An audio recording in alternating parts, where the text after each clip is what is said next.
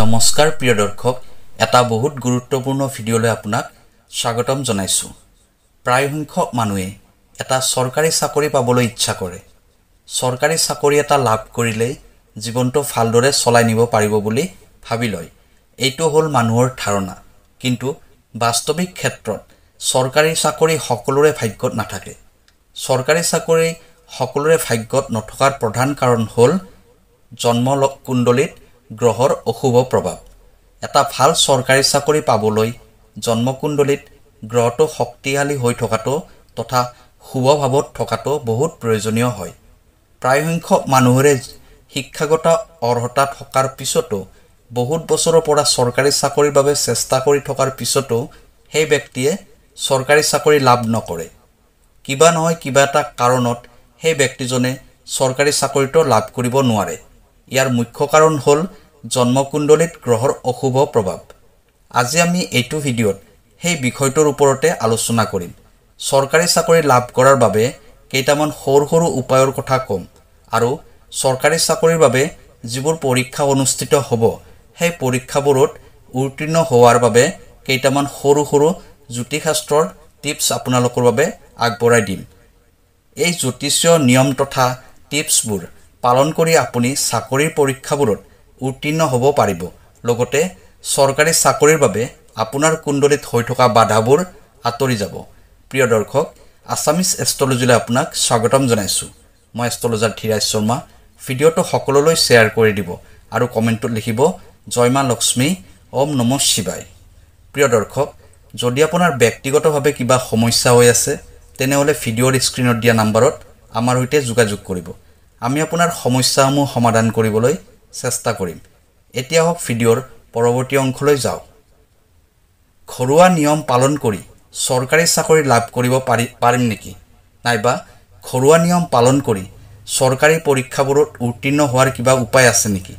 এনেকুৱা ধৰণৰ কমেণ্ট আমাৰ ভিডিঅ'বোৰতো বহুত দৰ্শকে কৰে আৰু আমাৰ যি লাইভ হয় তাতে বহুতে এনেকুৱা ধৰণৰ প্ৰশ্ন কৰে।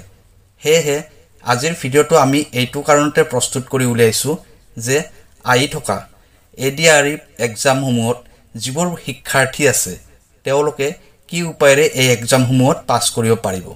ভিডিঅ'টো বহুত গুৰুত্বপূৰ্ণ হয়, সেয়ে স্কিপ নকৰাকৈ শেষলৈ চাব। এই ভিডিঅ'টো যদি আপুনি মনোযোগেৰে চায় আৰু উপায়কেইটা যদি শুদ্ধ অন্তৰেৰে সম্পূৰ্ণ শ্ৰদ্ধা ভক্তিৰে কৰে তেনেহ'লে আপুনি নিশ্চিত ৰূপত এই পৰীক্ষাত উত্তীৰ্ণ হ'ব পাৰিব। কেৱল অলপ ধৈৰ্য ধৰি উপায়কেইটা কৰিব।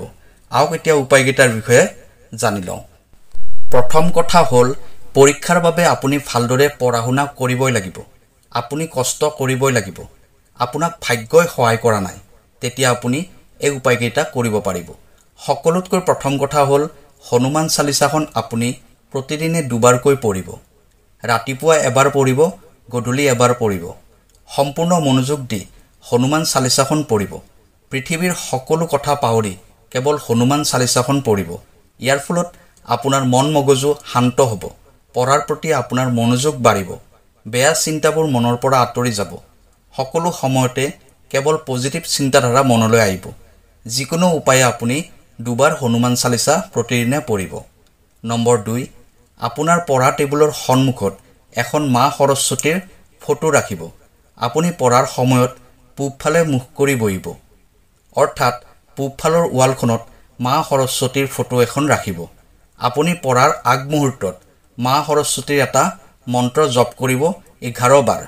মন্ত্ৰটো হ'ল ওম হ্ৰীম শ্ৰীম হ্ৰীম ঐম হুম নীল সৰস্বতী ফট স্বাহা। মন্ত্ৰটো আকৌ এবাৰ কৈ দিছোঁ, ওম হ্ৰীম শ্ৰীম হ্ৰীম ঐম হুম নীল সৰস্বতী ফট স্বাহা। এই মন্ত্ৰটো আপুনি 11 বাৰ জপ কৰিব পঢ়াৰ সময়ত, অৰ্থাৎ পঢ়াৰ আগমুহূৰ্তত। আৰু মন্ত্ৰটো কমেণ্ট বক্সত আপুনি চাই ল'ব, তাত লিখি দিয়া হ'ব। পঢ়াৰ প্ৰতি মনোযোগ বাঢ়িব, তেতিয়া পৰীক্ষাত উত্তীৰ্ণ হোৱাত বহুত সহায় কৰিব। নম্বৰ 3, আপুনি পৰীক্ষাৰ বাবে যি কিতাপ পঢ়ি আছে সেই কিতাপখনৰ মাজত অলপ ময়ূৰৰ পাখি ৰাখি দিব।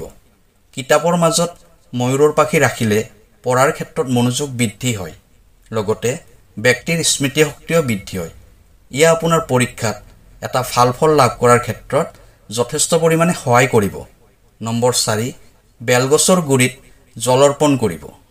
যদি আপোনাৰ ঘৰৰ ওচৰত বেলগছ আছে, সেই বেলগছৰ গুৰিত প্ৰত্যেক ৰবিবাৰে চাকি ধূপ জ্বলাই লৈ বেলগছজোপাৰ গুৰিত জলৰ্পণ কৰিব। 7 বাৰ বেলগছজোপাক প্ৰদক্ষিণ কৰিব। 7 বাৰ প্ৰদক্ষিণ কৰি 7 বাৰ বেলগছজোপাৰ গুৰিত জলৰ্পণ কৰিব। এইটো উপায় কৰিলে আপোনাৰ চৰকাৰী চাকৰি লাভ কৰাৰ ক্ষেত্ৰত বহুত পৰিমাণে সহায় হ'ব। নম্বৰ 5 প্ৰতিদিনে ৰাতিপুৱা গা ধুই সূৰ্য প্ৰণাম কৰিব। তিতা কাপোৰেৰে সূৰ্য প্ৰণাম কৰিব।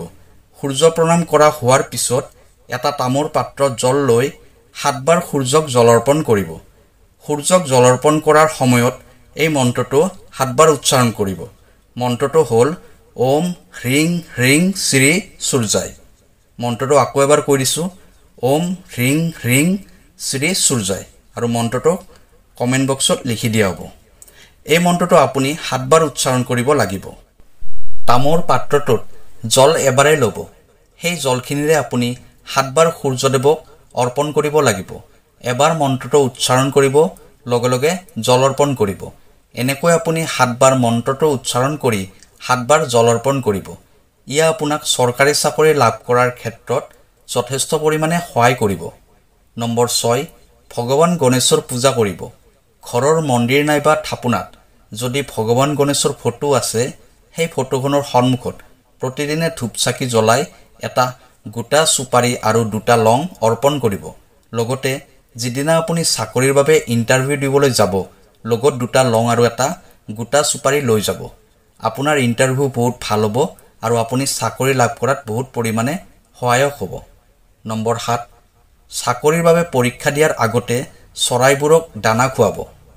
নম্বৰ 8 যিকোনো গৰীব মানুহক সহায় কৰিব।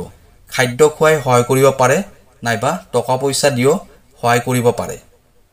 এতিয়া কম পৰীক্ষাৰ দিনা কৰিব লগা এটা চমৎকাৰী উপায়। পৰীক্ষাৰ দিনা ৰাতিপুৱা আপুনি যিমান পাৰে সোনকালে বিচনাৰ পৰা উঠিব। গা ধুই সূৰ্য প্ৰণাম কৰিব। সূৰ্যক জলৰ্পণ কৰিব। জলৰ্পণ কৰাৰ মন্ত্ৰটো উচ্চাৰণ কৰিব। তাৰপিছত আপোনাৰ ঘৰৰ মন্দিৰ নাইবা থাপনালৈ যাব। কেইপাহমান নতুন ফুল ল'ব। পুৰণা ফুলখিনি মন্দিৰৰ পৰা পেলাই দিব। তাৰপিছত চাকি ধূপ জ্বলাই লৈ হনুমান চালিচা পঢ়িব। সময় যদি আপোনাৰ হয় তেনেহ'লে 2 বাৰ হনুমান চালিচা পঢ়িব। তাৰপিছত মন্দিৰৰ পৰা এপাহ ফুল লৈ ঘৰত আহিব। এতিয়া পৰীক্ষা দিবলৈ ঘৰৰ পৰা যেতিয়া আপুনি ওলাব, অলপ মিঠা দৈ আৰু অলপ চেনি মিহলি কৰি সৰু এখন চামুচেৰে এচামুচ কৰি ল'ব।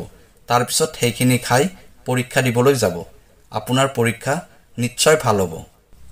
এইখিনি উপায় আপুনি কৰিলে পৰীক্ষাত ভাল ফলাফল পাব, লগতে আপোনাৰ চাকৰি হোৱাৰ ক্ষেত্ৰতো বহুত পৰিমাণে সহায় কৰিব। প্ৰিয় দৰ্শক, ভিডিঅ'টো কেনেকুৱা লাগিলে জনাব। ভিডিঅ'টো আপোনাৰ চিনাকি সকলোকে শ্বেয়াৰ কৰি দিব, যাতে সকলোৱে ইয়াৰ লাভ প্ৰাপ্তি কৰিব পাৰে। কাইলৈ আকৌ লগ পাম। ধন্যবাদ।